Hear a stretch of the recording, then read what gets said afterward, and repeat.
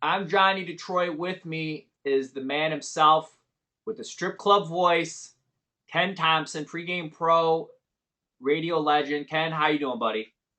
Doing great, Johnny. That's classic, the strip show voice. I remember back in the day in LA when my buddy went out of town, and that's what he used to do. He used to call the Miss Amateur, Miss Nude pageant or whatever. It was like an amateur night. And he asked me if I'd fill in for him one night. And well, I almost pulled a Wally Pipp deal on him and kept the job forever. But it was one of those things that you always remember. I think I was like 23 at the time, kind of one of those memories.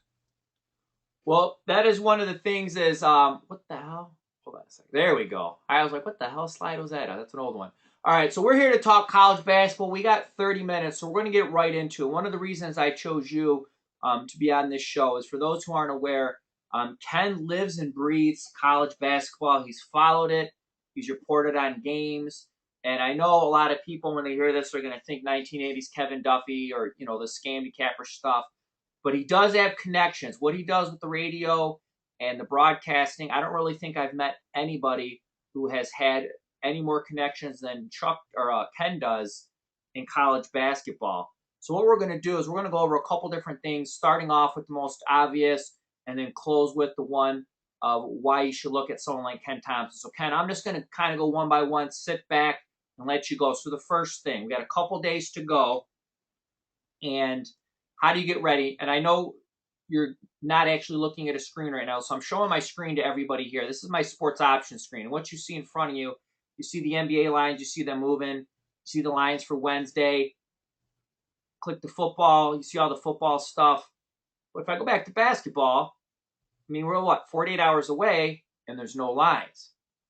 The books have figured out college basketball with the amount of games, the amount of players, especially early in the season. It's very difficult for them to have as accurate lines as they would like. And they're unfortunately having to use basic power ratings, using stuff that is readily available to almost anybody because, how do you really make a line on Detroit, South Alabama right out the gate?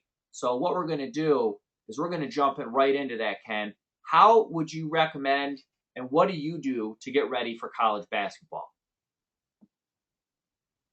Yeah, first off, Johnny, there's so much that goes into it as Jimmy the Greek would always call them intangibles. There's so many different intangibles going into handicapping. But, that's what comes from, my background as far as I've been somebody that's been involved in watching college basketball or the level of talent at that age because my great uncle back in Brooklyn actually coached kids, AAU kids. It wasn't called AAU back then when he was coaching, but it was that age group, the 17 to 20-year-old kids. And, I mean, Connie Hawkins used to come over to his apartment building and a lot of great ball players. John Candelaria, who was a great baseball pitcher, a lot of people know, but was also one of the best Brooklyn high school basketball players in history. In fact, he was actually the leading rebounder in Brooklyn high school history for a long time until his record was broken. But I saw a lot of those kids. They'd come over the apartment, and I would travel with my great uncle to the games in the Bronx and Manhattan and Brooklyn and all over the boroughs. And that was something that was always instilled to me. And he was kind of a Louis Carnesecca type, for those that remember the old St. John's coach. Short guy, about 5'10", always wearing the sweaters. But when he talked to the 6'8", 6'10" guys, they listened. And if they didn't listen, he didn't give a crap if they were the best player on the team. They sat there quietly and they listened. Otherwise, if he had problems with them, like we see in today's day and age, those kids didn't last long. So, things have definitely changed, but there's a lot of work that goes into, preparation as far as, first off, you've got to take what you have in your memory bank. And for me to, tell somebody like my brother-in-law, Zach Wild, that's been a rock and roll guitarist for, 30 years or whatever, for me to try and get into that in 2 years and learn what he knows, you can't do it. So basically, for somebody like me, I'm 52 years old. I've been following college basketball, since I'm 10 years old and at a high level since I'm 17, 18. So on the handicapping side, since actually learning the ins and outs and all the different intangibles like home court, like travel, like coaching, like different defenses, all these different things go into everything. And so you're thinking like, there's no way I could possibly prepare for this prior to the season. And for most people, you're right. You can do what you can do, but most of you work another job. This is my job.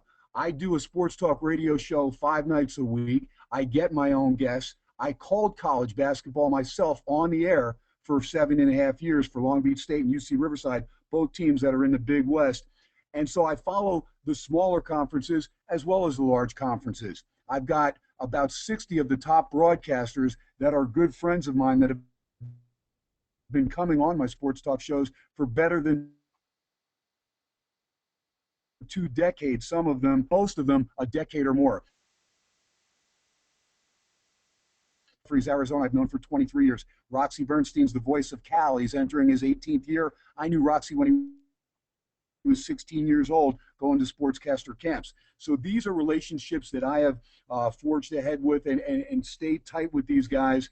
And when I bring college announcers on my show, I never cross the line. I know the rules, NCAA rules, so I never cross the line. I never even mention point spreads or anything. But because I'm in the Silver State and it is legal here, I can talk about it on my radio show after these guys or before these guys are on. And just basically what I do is I just take information. And again, they don't have anything that they're going to bring to the table that's illegal. They're talking about games and how they think games are going to play out and what type of matchups and where there may be an advantage. And so to lock all that stuff in my memory bank and try and use it to my advantage, that's what I do, Johnny. And I know it takes a lot of work, but I mean, there's injuries, there's transfers, there's academically ineligible kids for the first semester. All these different things go into play before you even think about putting money on a game.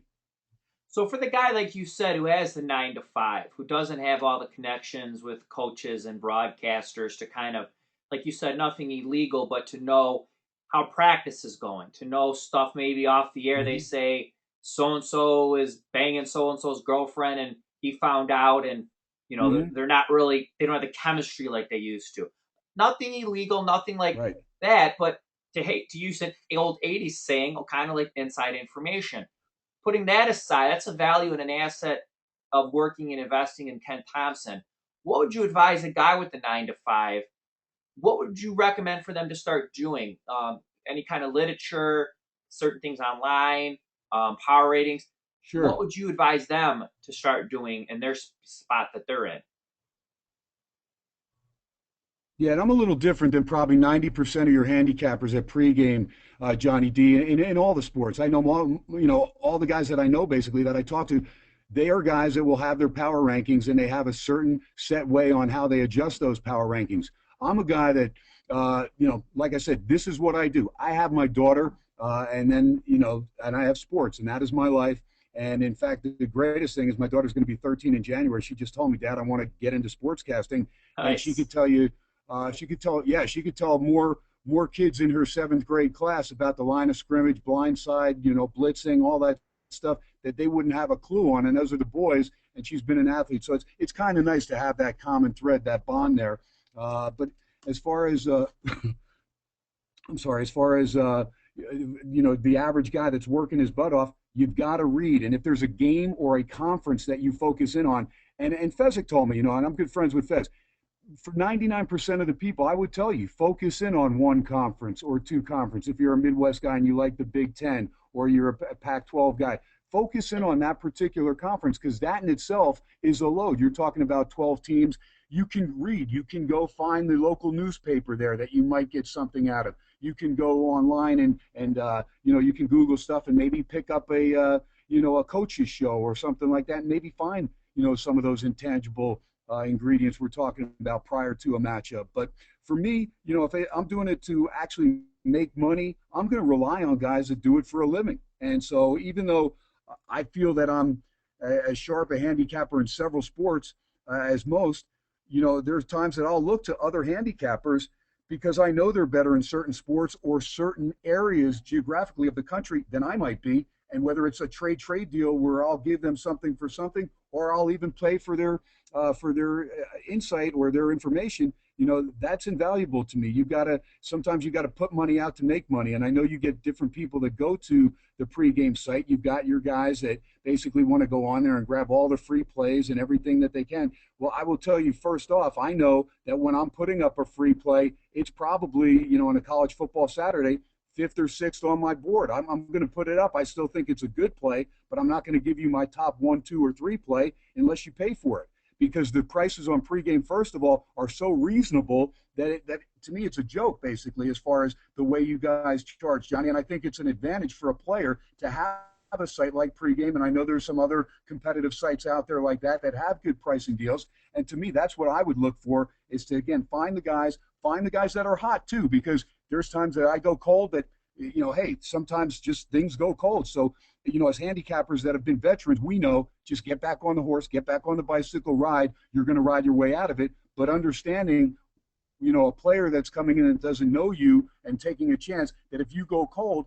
hey, you have one of two options. Number one, you can bash me on the site and say you don't know crap, or you can, number two, go against me, or number three, you can go to Steven Over, who's red hot that week, or Steve Fezzik, that's nailed 9 of his last 10. Whatever it is that makes you comfortable as a player, you've got to take those things into consideration. And you also, first off, that I learned from my partner on Friday nights, Chuck Edel, and Chuck and I have now worked together 10 years. This is our 10th season working on Friday nights, where we break down every single college and pro game in football, and then right through the college basketball season on Friday nights on SportsX Radio. Chuck told me, Ken, if you do not have a good money management system set up, you could be broke in 2 weeks, because the first thing you want to do if you drop 6 in a row is you want to take that whole bank and you want to put it on that 7th game, because there's no way you're going to lose 7 in a row. But trust me, there are ways that you can drop 7 in a row, and you can have 5 of them being bad beats.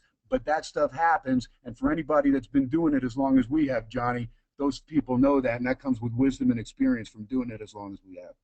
Exactly, and that's one of the things a lot of people, with the whole percentage being so low, with a minus 110, how the local bookies have such nice cars and couches, and it's mainly because of the guy who just goes buck wild on Sunday Night Football. So looking at college basketball and going to what you said with all the different players. Well, because Johnny, go ahead. You know what, Johnny, before you even say it, but I just want to get, how evident is that from just last night? Because you could have had somebody that's down 20 dimes and say, you know what, hell, I know Cutler's out. I'm going to borrow 50 grand and I'm just going to bank it on Green Bay money line. There's no way they're going to lose at home at Lambeau Field. But yeah, you didn't take into consideration that there's a chance that Aaron Rodgers could get hurt 7 plays into the game, never to be seen again, and the Bears win outright. Yeah, I had some, I talked to people offshore, and they said they had a lot of teased and money line parlays attached to Green Bay, and that was a real good thing. They said they don't ever want to wish ill will on somebody, but Aaron Rodgers going down was a good thing. How can you explain, outside of the obvious with all the different players, what's the difference of handicapping, say, let's do an obvious one because we have NBA going on right now. What's the difference in handicapping college basketball and handicapping the NBA? And what's some advice you can give some people who are trying to stand both right now? All right, first off, there's a huge difference. Number one, the NBA, they're all millionaires. So again, you've got to find reason for guys to get up and play each and every night in an 82-game rigorous schedule with a lot of travel. The college kids are traveling once, maybe twice a week if it's a Thursday, Saturday, or Friday, Sunday deal. And usually those trips, especially when you get into conference play, are regional trips, so the travel's not going to take as much of a toll. Now, in the non-conference schedule as far as college, that's where you can take a look and you can take advantage of a team that is weary, like a Long Beach State last year that literally traveled back to the East Coast several times. I mean, that's taxing on kids, especially if you're not traveling first class like these NBA players that are on chartered flights or all in first class. And most of them have their own private flights. So, but again, to find a Tim Duncan, to find a Kobe Bryant, to find those few guys that are going to bust their ass every single night. Those are few and far between in the NBA, so you have to pick and choose your spots. And, that's where, scheduling, all that stuff comes into play. Back-to-backs, you could catch a team 3 games in 4 nights. It's good to know your schedules, first off. Don't just focus in on the one game. Focus in on the road trip as far as NBA basketball, because it could be a 9-game road trip and you could catch the team. They may be playing the worst team, but it could be the last game of that road trip and they're so dead tired, can't wait to get back home for that game on Sunday at home. that and see their family, that they're not focused on that game. So there's a big difference when you're talking multimillionaires trying to get them motivated to play every night, as opposed to college kids that have, number one, most of these kids are not going to play in the NBA or overseas. Although when they go to these universities, most of them think that they are the guy, because most of them have been pampered by these AAU coaches and high school coaches and junior high school coaches their whole life, and then all of a sudden they get a dose of reality. And for the jokers that go and do the 1 or 2 or 3 and done, or don't get their degree, most of them end up pushing brooms later on in life because they were the guy all through their life, but then all of a sudden they didn't make it, and they're not the guy. And Kabongo from Texas is a great example. Here's a kid that went to Findlay Prep out here in Vegas, went to Texas, couldn't stay academically eligible, and then all of a sudden he tries to make it with the San Antonio Spurs, gets cut. Now he's scrambling. Where am I going to go? But I'm this great player. I was told I was in the top 5 in the country 4 years ago. Yeah, you were, but now what? It's competitive. So again, these college kids, most of them are not going to play at the next level. So they look at these rivalries. They look at this time as being something that they're going to put 110% in. And for the most part, Johnny, most of them still adhere to advice from a senior authority, whether it be a coach, an assistant coach, athletic director. They're going to listen for the most part, or they're going to be suspended and not part of the team. So they still, they still listen to authority. So there's a big difference between the college and the NBA. Injuries. I know the NBA, Kobe goes down. It's an obvious one. And in the lesser conference, this is kind of, before you explain your end of it, I just have a kind of a question for you. The injuries that sometimes happen in college for, say, a lesser-known player in a lesser-known school, if you do follow the school, maybe the guy, just for sake of argument, I remember back in the day, I was a huge Piston fan. And Vinnie Johnson, he wasn't Isaiah, he wasn't Dumars, he wasn't even Adrian Dantley during that run. But he meant so much to that team that, say that if the Pistons in that era were some no-name college school, and you got to pop up on your Don Bester Sports option and say, Vinnie Johnson's out tonight. Might say, who gives a shit? It's Vinnie Johnson. You never even heard of the guy. But if you follow them, you would have known that, he's the guy who comes off the bench, when the starters, he keeps momentum going. The importance of injuries in college, what are some things to look for? What are some things to follow? And how do you incorporate that into your handicapping? Yeah, and anybody that remembers that Piston team, they called them the microwave for a minute because it took them a second to heat up and knock down 5 J's in a row. It was unbelievable. And those players are few and far between, and that's why they're always an asset, especially coming off the bench. But as far as in college, again, you have to be aware, first off, of depth of teams. You have to understand, what type of roster you're working with. And you'll find that the teams that make it the furthest out of the big schools usually have about 9 or 10 players at the beginning of the year that they're looking at rotating in. The Dukes, the North Carolinas, the Kentuckys. Now, Kentucky will go with that, that 5 that they're going to bring in, these Fab 5 that they're going to bring in initially, but they're going to have other guys on the bench. And a lot of those guys on the bench, you could take those, 7 kids off the bench, and those kids could make up a mid-major team that would be a powerhouse. So again, you've got to know your roster, and then you've got to know how the offense is run. In other words, at the beginning of the college season, I'll look at teams like a lot of handicappers, and especially a lot of novice handicappers will look how many starters are back. And so right away, okay, this team's got 5 starters back. This team's got 1.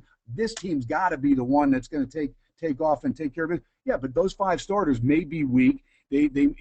The other team, maybe the 1 starter coming back is one of the best point guards in the conference. I'll look at a point guard and a 2 guard. If I can find that tandem out of it, instead of me having 5 guys coming back, if I know I've got a point guard and a 2 guard coming back that have some good chemistry, I'll look at that team as a moneymaker early on, because they're going to take advantage. You still have that continuity in the backcourt, and it's good to have that quarterback back. If you have a good, solid point guard, that's where you can make a lot of money in college basketball. Not always the case, but I'd say rule of thumb, 7 out of 10 times, you have a good, solid point guard, you're going to be able to take advantage of some mismatches early on, because you've got the guy that's running the show. It's just like your pitcher in baseball. You got to have that quarterback. So, the injuries, again, you got to know type of offense that a team's running, how significant is that injury, depth-wise, can they get by without it? And then don't be somebody that just unloads on a team. In other words, if there's a starter that goes down, that's a significant score, say a 15-point a game guy, and he goes down,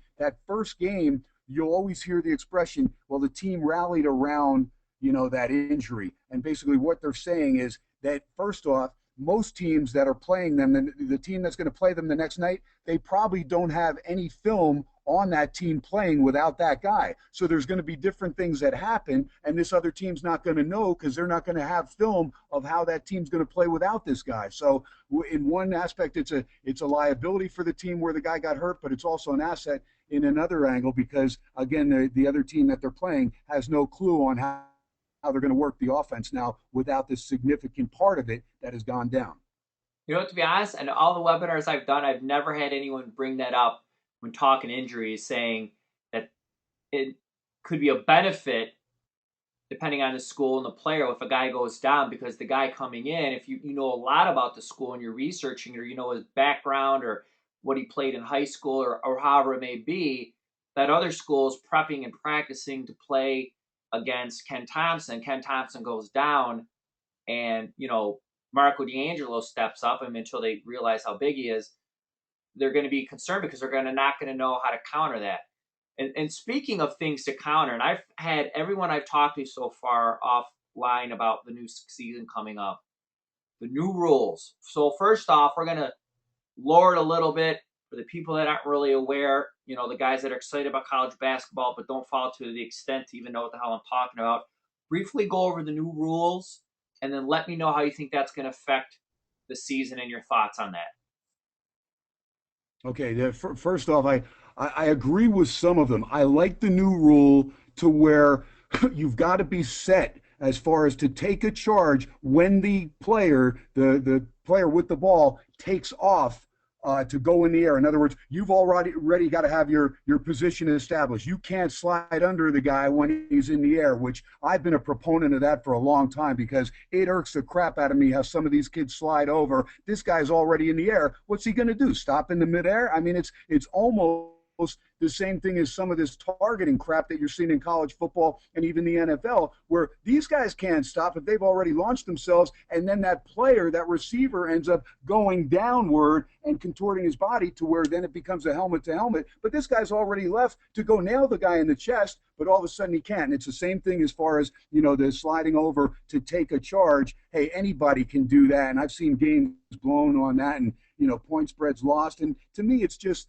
you got to call the game the way it is. And if the guy slides over after the guy's already, I don't have a problem with the guy putting an arm bar. I still play basketball 4 days a week. I've been playing, hoops for 40 years, and I love it. And I still play at a competitive level with kids 25 years younger than me. So I know the game inside out. I played on the schoolyards of Brooklyn and in North Jersey, and so I'm not just from some little rural town that you don't know, that you don't have a clue on how to play with the brothers, because I certainly do. And that's why I've increased my range to where I shoot from 24, 25 feet out, because it usually takes the brothers about 3 or 4 in a row before then they come out and say, hey, Whitey's got shot. So I definitely, but as far as down low, the armbar, I got no problem with that because I can still move off the armbar.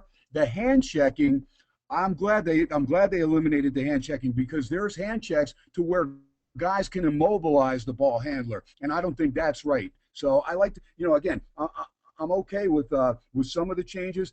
There's a couple other ones that, that are tough. I mean, the armbar, I think that's tough because you're trying to make sure that you're close enough to that guy. You're not really stopping him, but you're trying to keep contact, but you're not pushing with the armbar. In other words, if you're just holding your arm there to kind of put that line in the sand, like, okay, I'm not letting him pass here, and then if I do, I'm either fouling or in other words, I'm not giving him any more space than that. And so I think you're going to have a lot of guys, Johnny, early on. And again, it's going to depend on conferences because all the officials are told to make these calls now, but you're still going to see, kind of like the American League, National League umpires, you're still going to see different strike zones and whatnot, because there's going to be, referees that really implement all these new calls, and there's going to be other ones that are a little more lax. So again, it's just going to take a while for it to be something that's a common thread and for it to be called equally across the country. But I think you now have to, if you're going to apply these rules, that you're going to have to give these kids 6 fouls. I think 5 fouls is a joke, especially once a kid gets two in the first 3 minutes of a game. They throw him on the bench for 17 minutes, and that kid never becomes a factor. And I don't like that. And especially with the new rules, you're talking about changing kids the way that they play when they've played this same way since they were, 6 years old. And now they're 18, 19, 20, 21, 22. And all of a sudden you're telling them, okay, you got to change the way you play. So I'd like to see them give 6 fouls, make it constant the way that it is in the NBA, and also make the 8 second violation. Make it down from a 35-second shot clock to 24 seconds. Let's do it the way they do in the NBA. Let's do it the way they do internationally. Why should college basketball have a 35-second shot clock? It's ludicrous. The women have a 30-second shot clock. I've never seen it. It's unbelievable. You want to speed up the game, you want more scoring, take 5 seconds or 11 seconds off the clock, and you'll have more scoring. So with this increase of fouls, and I just have a hypothetical for you, do you think it would be worth like looking Uh-huh. into, like you said, the depths of the teams and the style of play? Do you think there's any value focusing on the teams? But like you said, it also throws out the thing if certain refs aren't going to call it right out the gate. What do you think this is going to have, one, as Mm-hmm. an effect on the totals? I mean, because I guess you could say you could look at it two different ways. You could look at it as if there's more Mm-hmm. fouling, there's more free throws, there's more scoring. You could also look at it as the starters more following, sitting on the bench. The scrubs clearly ain't as talented, or they'd be starting. So Yeah. there could be less scoring. What's your view on that? Yeah. Yeah, you know what? You nailed it on the head, and that's why being here in Vegas, especially during college games, when you can find a chance to play in running wagering, I mean, to me, that's awesome because you can get a feel just like you can on an umpire strike zone. You can get a feel the way the game's going to be called. If they're going to call it tight, and again, that'll do one of two things because figure it out. Once a good player gets a quick 2 fouls, or you have, say you have a nucleus of 3 solid players and they all get 2 fouls in the first half. Well, what are they going to do in the second half? They're going to be much more passive on defense. They're going to let those guys go to the rack. They're going to be careful not to armbar or hand check or have anybody slide over. They're going to be careful. And then also, teams that do have depth, they may foul more, but that's also going to give more foul shot opportunities, points scored with the clock stopped. So again, each game, you can't really lump anything in. Like I said, I handicap every single game differently because it's a different matchup. So I don't just lump them together. There may be similarities, and sometimes you'll look at a team that's similar, a similar style of play going in to take on like for football coming up Thursday, you've got Oregon going to Stanford. Well, Stanford just shut down two prolific offenses in UCLA and Oregon State. Can they shut down Oregon? Again, you've got at least a little bit of data there to kind of let you know that Stanford's as physical a team as UCLA or Oregon State had played. The question is, are they physical enough to slow down Mariota and Oregon? Right. We got a couple minutes left, so I'm going to combine the last two questions. And I want to make sure everyone gets their coupon and let them know what it's for. And as everyone who is on the webinar knows, and anyone new, I'll tell you, for taking time out of your day to listen to myself and whatever Pregame Pro is the guest for the particular webinar, I like to give a little bit of free stuff away. So first off is we're going to talk about focusing on conferences and also why someone should invest with you in college basketball. What I want to do is I kind of want to combine the two, uh, due to the fact that you know so much about college basketball in general, but we spoke offline, and you particularly follow some certain of the smaller conferences and know more than the average bear. So before I hand it off to you, um, Ken has an opening night 3-pack up. He already has all of his work and math done. He's waiting for those numbers to pop to see which ones he's taking advantage of. So what I'm going to do is you could use coupon code KT10, That's going to take 50% off his NCAA opening night 3-pack. It's 25 bucks. Use that coupon, and it's going to knock it down to 12.50.